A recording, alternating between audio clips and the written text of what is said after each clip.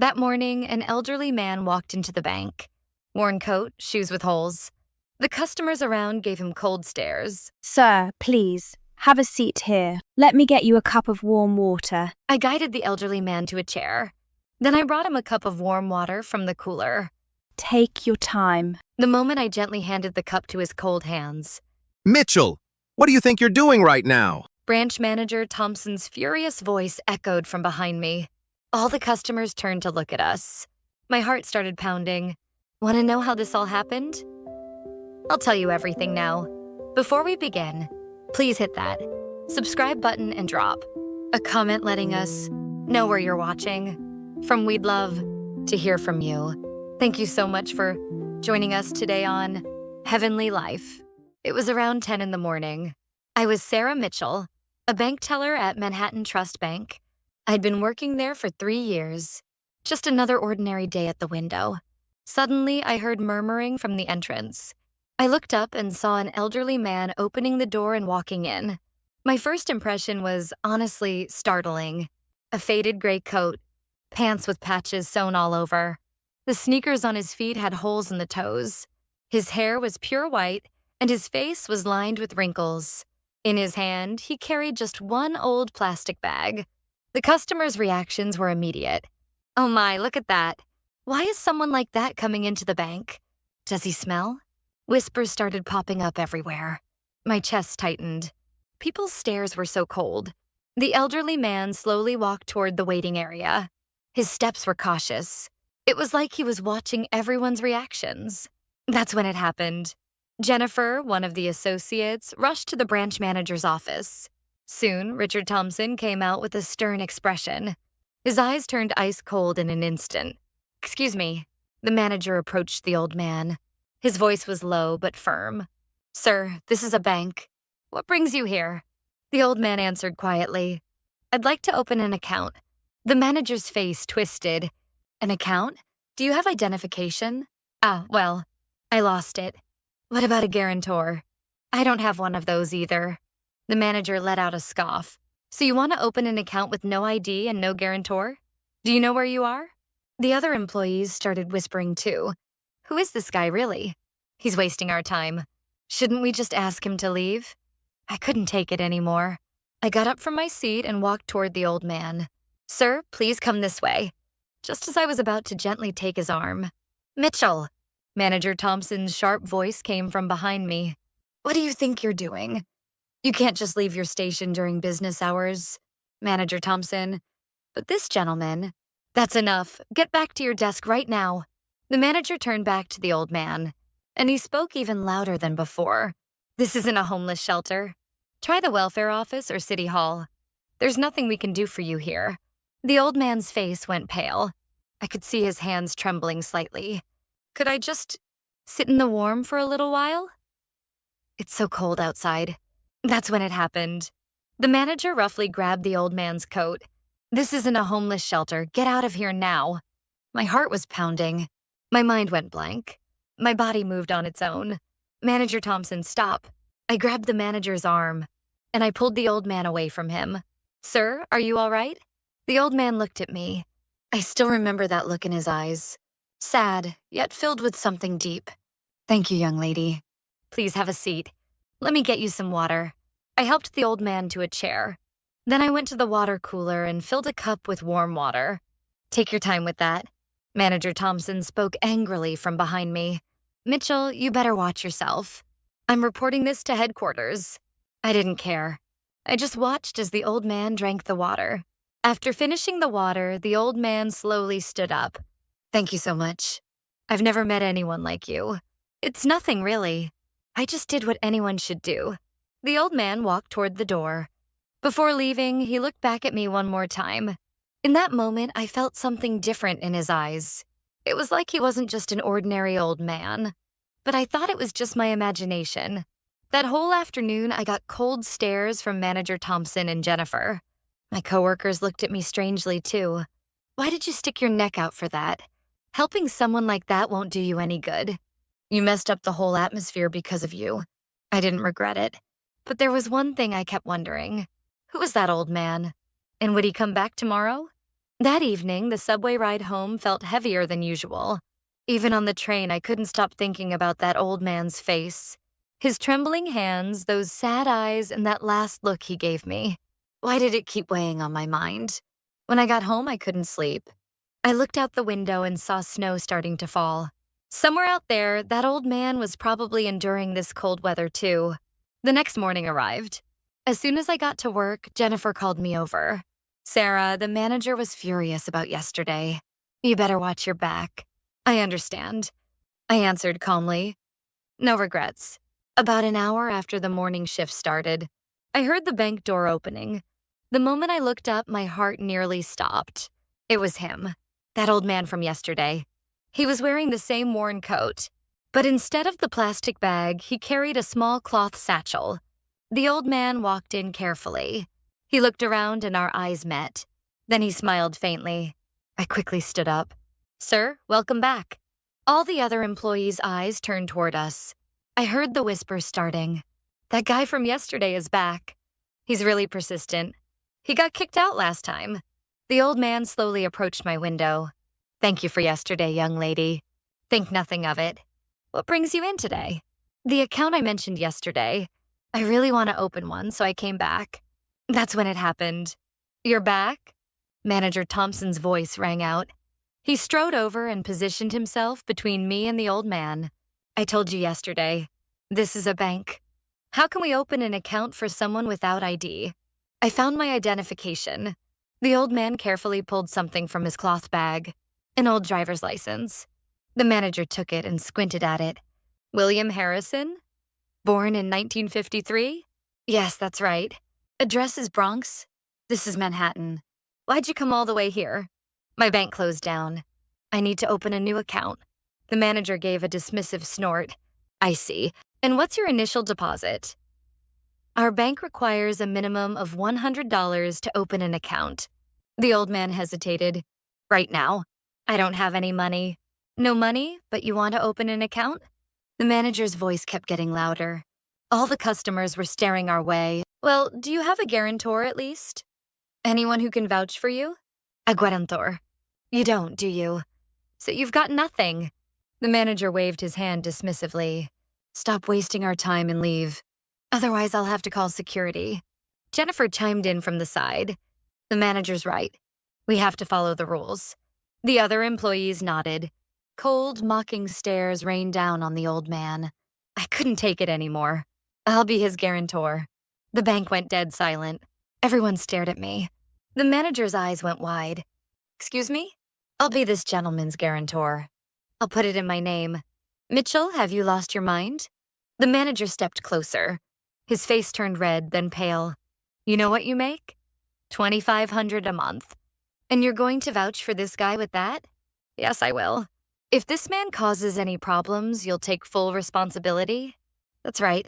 The manager looked at me like I'd lost it. Fine. Write a statement. A written statement saying you'll take responsibility for whatever problems this man causes. I will. I pulled out paper and wrote the statement. My hand didn't shake. I knew this was the right thing to do. The manager took the statement and sneered. Well, aren't you something? But mark my words. When something goes wrong with this, you'll be the first one fired. Understood. I brought the old man to my window, and I slowly began processing the account opening.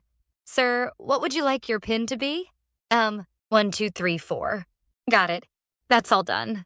I handed the new account booklet to the old man. He took it with both hands like it was something precious. That's when I saw something glistening in the corners of his eyes. Tears. Thank you. Thank you so much.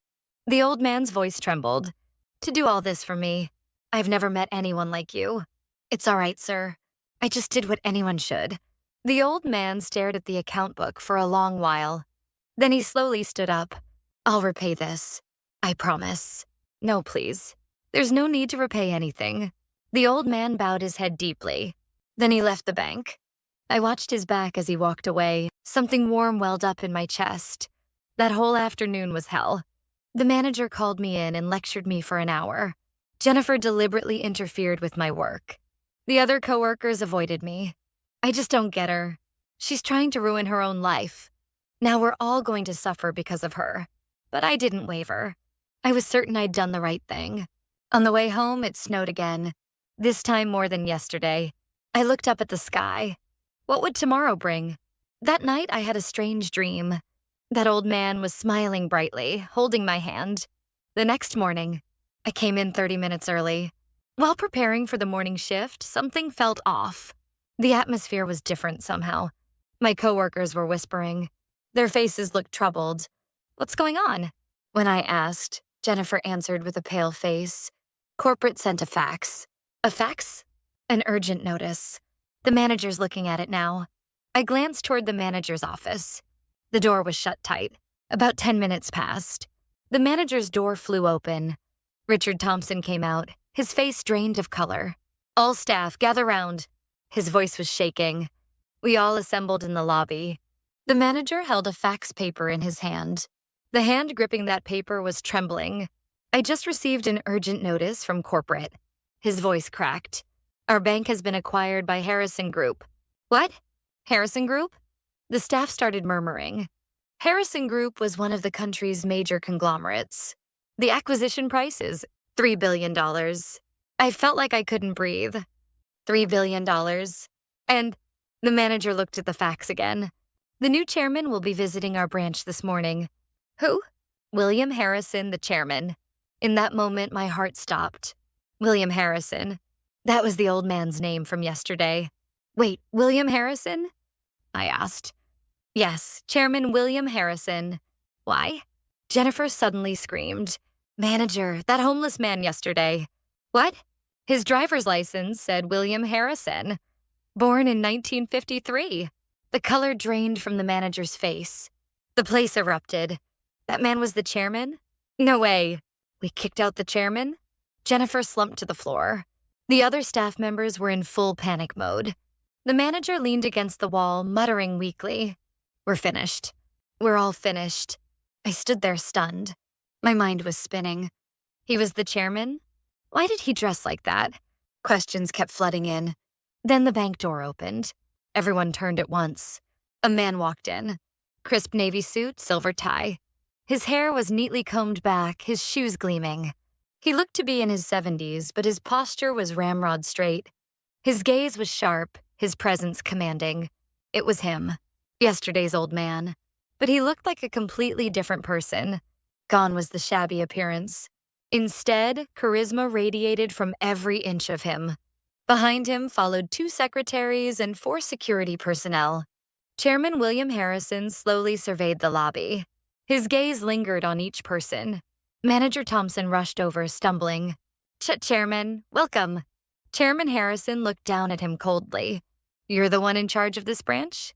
"Yes, Richard Thompson, sir." The manager bent at the waist. No, he practically fell to his knees. "Chairman, I'm so sorry. Yesterday I didn't recognize you and showed such disrespect." "Didn't recognize me?" Chairman Harrison's voice was ice cold. "You didn't fail to recognize me. You disrespected a human being." "No, you've got it wrong." "I don't have it wrong." The chairman stepped closer. "You called me homeless. You grabbed my coat and threw me out. Isn't that the truth? That was... You judged a person by their appearance. Because I had no money, because my clothes were shabby, you treated me like trash." The manager was sweating profusely. "Please forgive me. I'll never do it again." "Never again?" The chairman gave a cold smile. "There is no again for you." Jennifer also rushed over and fell to her knees. "I am sorry too. I was wrong." Chairman Harrison looked down at her just as coldly. "You're the same. Looking down on the weak and sucking up to the powerful. That's who you really are." The chairman turned to his secretary, branch manager Richard Thompson and associate Jennifer Williams. "Terminate them immediately." "Yes, sir, Chairman." "No, please, just one more chance." The manager pleaded, but it was useless. The security guards pulled him away. Chairman Harrison looked around at the other staff. "Those of you who were here yesterday, raise your hands." A few staff members raised trembling hands. "You all mocked me too. Talked behind my back. Isn't that right?" No one could answer. Silence means yes. Terminate all of them as well. "Chairman, please." Cries rang out, but the chairman didn't budge. Then the chairman's gaze stopped on me. "Miss Mitchell." He called my name. My legs went weak. Yes, come here. I walked toward the chairman on shaky legs. My heart felt like it would explode. Chairman William Harrison looked at me with warm eyes. Gone was yesterday's sadness. You treated me like a human being. A penniless old man with no proof of identity. You treated me with dignity. You even put your own position on the line to vouch for me. The chairman's voice softened. Kindness always comes back to you. The chairman gestured to his secretary. When the secretary handed him an envelope, the chairman held it out to me. What's this? Open it. With trembling hands, I opened the envelope. Inside was a contract. I'm appointing you as the new branch manager of this location. What? Manager? That's right. Someone like you should be leading this bank. The other staff gasped. I couldn't believe it. But I don't have much experience, and I don't know that much. Experience matters less than heart. You understand people's hearts. The chairman placed his hand on my shoulder. From now on, run this branch the way you think it should be run. A bank that treats customers with kindness, not based on their appearance or account balance. My eyes welled up. Thank you, Chairman. In that moment, I realized something. True kindness is never wasted. After the chairman's words, the secretary approached again. He handed me a second envelope. Take this as well. What's this? Open it and see. My hands shook. I opened the envelope and found a check inside. The moment I saw the amount, my vision blurred. $3 billion. Chairman, this is way too much. It's not too much. Chairman William Harrison shook his head. You put everything on the line to help me. That's what your heart is worth. But I just did what anyone should do. Most people in this world won't even do what they should. The chairman's voice was firm. You're special. So take this money and use it to help more people. I took the check with trembling hands. It didn't feel real. Then the chairman spoke again. And one more thing. Yes? We're building a new bank. The chairman nodded to his secretary. The secretary pulled out a tablet and showed me. The screen displayed building blueprints. This building will be constructed in downtown Manhattan. Total project cost $7 billion. $7 billion? I'm putting you in charge of this project. I couldn't breathe. Me? How can I handle a $7 billion project? You can do it. The chairman's eyes were full of confidence. A bank that treats people with genuine care. A bank that doesn't judge by appearance or discriminate by account balance. Build that kind of place. But I have no experience. You can gain experience. What matters is heart.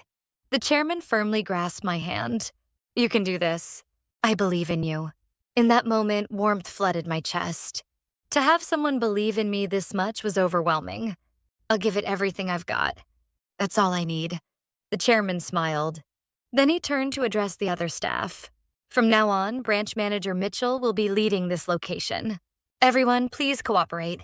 The remaining staff bowed their heads. That afternoon, executives came down from corporate. A meeting about the new bank project began. I was nervous at first, but gradually my confidence grew.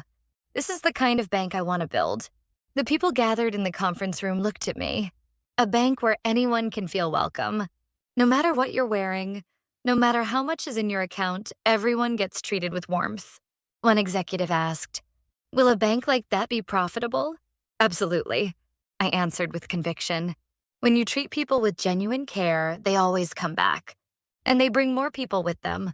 Another executive nodded. That makes sense. Chairman Harrison spoke up. Proceed according to Manager Mitchell's vision. I'll provide full support. And so the project began. Starting the next day, things got crazy busy. Design meetings for the new building, hiring staff, building systems. The work was piling up, but it didn't feel hard. I was living my dream. 1 month passed. Construction on the new bank building's foundation began. I visited the construction site often. This is where the lobby will be, the architect explained. We're going for a spacious, warm feel. Perfect. Make it so anyone who walks in feels at ease. Will do. Something amazing happened during this process. One day, a man came to see me. He looked to be in his mid-30s. Hello, Manager Mitchell. Hello. Can I help you? I'm David Harrison. David Harrison. That name sounded familiar. Are you related to Chairman Harrison? Yes, he's my father. I was stunned, speechless. The chairman's son? That's right. My father's told me a lot about you. David Harrison smiled warmly. I've never heard him praise anyone like that before. I really wanted to meet you. We sat down at a cafe. David told me he worked as a vice president at Harrison Group. He'd studied business, lived overseas for many years. About my father's test, David said as he sipped his coffee. I actually didn't know. I had no idea he was planning something like that. A test? Yeah. He does this sometimes. He wants to see people's true hearts. David's expression turned serious. When you have this much money, people are only nice to you on the surface. It's hard to tell what's genuine. So that's why he disguised himself. Exactly. But you treated my father with genuine kindness. That's what moved him. David looked at me. I want to work with someone like you too. Could I join the new bank project? Of course. You're more than welcome. And that's how my connection with David began. 3 months passed. The frame of the new bank building was complete. The structure was taking shape. Staff hiring wrapped up too. I paid special attention during interviews. Why do you want to work at this bank? One applicant answered, to make a lot of money. I'm sorry, we'll pass. The next applicant came in. What kind of banker do you want to be? One who treats customers with genuine care. Someone who sees people as people, not numbers. You're hired. I hired people whose hearts were in the right place. Character mattered more than credentials. 5 months passed. The new bank building was complete. We named it Heartfelt Bank. It was opening day. So many people came. Reporters, customers, and Harrison Group executives. Chairman William Harrison took the stage. Today, Heartfelt Bank opens its doors. The chairman's voice rang out. This bank is special. It sees people, not money. Applause erupted. Manager Mitchell's heart built this bank. I hope many of you will feel that warmth here. It was my turn. I climbed onto the stage with a racing heart. Thank you all so much. My voice shook. I was just an ordinary bank teller. But I met someone who taught me how important genuine kindness really is. People listened quietly. This bank is open to everyone. Rich or poor, dressed up or dressed down, it doesn't matter. Everyone is a valued customer. Thunderous applause filled the room. That evening, David came to see me. Great job today, manager. Thanks, Vice President Harrison. Vice President sounds so formal. David laughed. Just call me David. Then call me Sarah. We laughed together. From that day on, David and I saw each other often. It started as work, but we grew closer. Heartfelt Bank grew rapidly. Word of mouth spread. Warm service, equal treatment. People came in droves. One day, an elderly woman came in. She was shabbily dressed, but our staff welcomed her warmly. Welcome, ma'am. I'd like to open an account. Please have a seat. Would you like some tea while we get started? The woman's eyes welled up. Other banks kicked me out, but here it's different. Here, everyone is a valued customer. Things like this kept happening. Heartfelt Bank's reputation kept growing. Within 6 months, we had 100,000 customers. Chairman Harrison called me in. You're doing well. Thank you, Chairman. Kindness always wins in the end. The chairman patted my shoulder. You're not alone anymore. You're family now. Those words filled my heart to bursting. 1 year passed. Heartfelt Bank had become the talk of the industry. Customer satisfaction #1, employee happiness #1 across the board. But for me, there was an even bigger change. My relationship with David. It was a spring day. David asked me to meet him at Central Park. Sarah. Yes? Would you go out with me? It was a sudden confession, but I wasn't surprised. My heart had been leaning that way for a while. Yes, I'd like that. David smiled brightly. From that day on, we were a couple. When I told Chairman Harrison, he laughed heartily. That's wonderful news. I saw this coming a mile away. I'm sorry, Chairman. Why apologize? My son met someone special. The chairman treated me like his own daughter. 6 months later, David proposed. Sarah, will you marry me? He held out a ring. Tears came to my eyes. Yes, I'll marry you. Wedding planning began. Chairman Harrison personally reserved the venue, the grandest ballroom in the finest hotel in Manhattan. Chairman, isn't this a bit much? Not at all. You're our family's treasure. His words brought tears to my eyes again. The wedding day approached. That morning, I looked in the mirror. The sight of myself in a pure white wedding dress felt surreal. Just 18 months ago, I was an ordinary bank teller. Now I was becoming part of the Harrison family. I'm nervous. The makeup artist beside me smiled. Of course you are. But you look so happy. I am. I really am. I truly was happy. We arrived at the venue. So many people had come. Heartfelt Bank staff, Harrison Group executives, and even customers I'd helped. One face stood out in particular.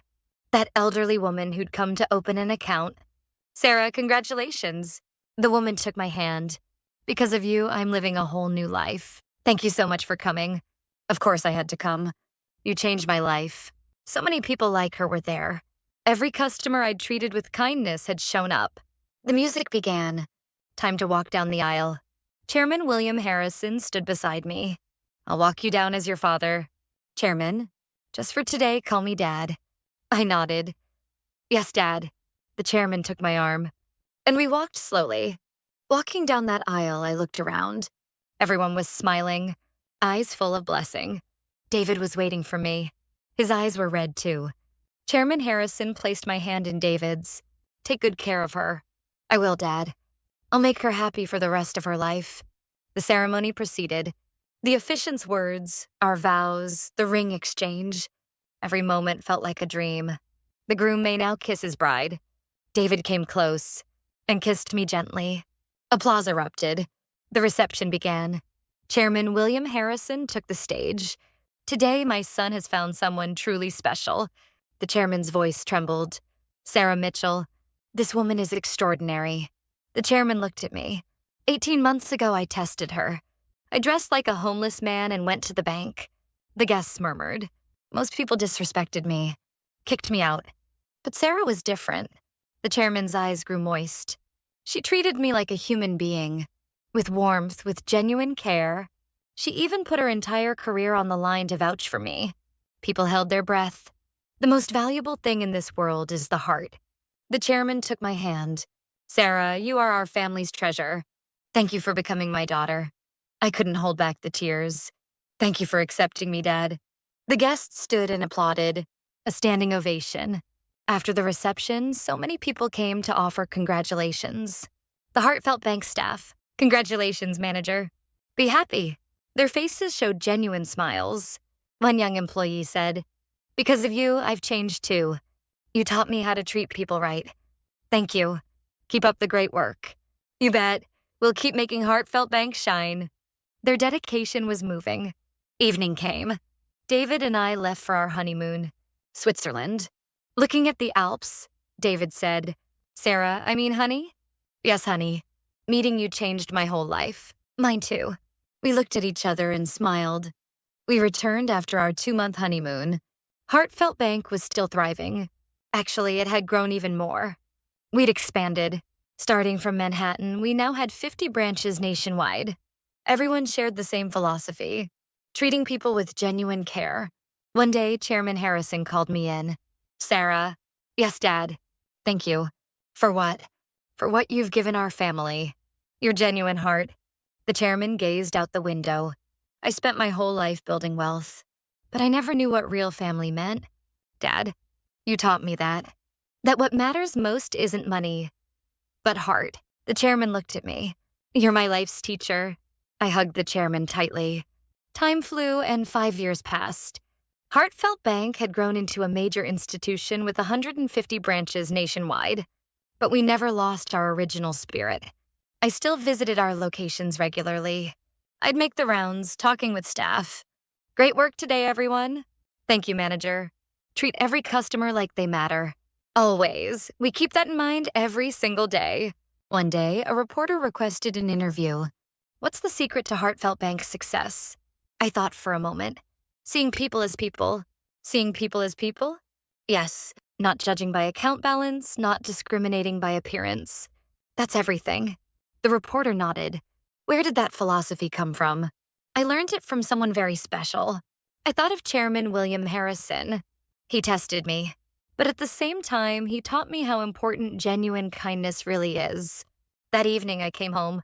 David was making dinner. I'm home, honey. Long day? Have a seat. We ate dinner together. Sarah. Yeah? Are you happy? Of course. Are you? Absolutely. So incredibly happy. David took my hand. I'm I'm so glad we found each other. Me too. That night I looked out the window. Stars were twinkling. I remembered that day 18 months ago. The day I met an old man who looked homeless. What if I'd turned away then? None of this would have happened. But I treated him with genuine care. And that kindness changed my entire life. When you meet people, don't judge by appearances. Whether their clothes are worn, whether they have money, every person matters. When you give genuine kindness comes back to you. That's the greatest lesson I've learned. Starting today, treat the people around you with genuine care. That kindness might just change your life someday. Because the most valuable thing in this world is, in the end, the heart.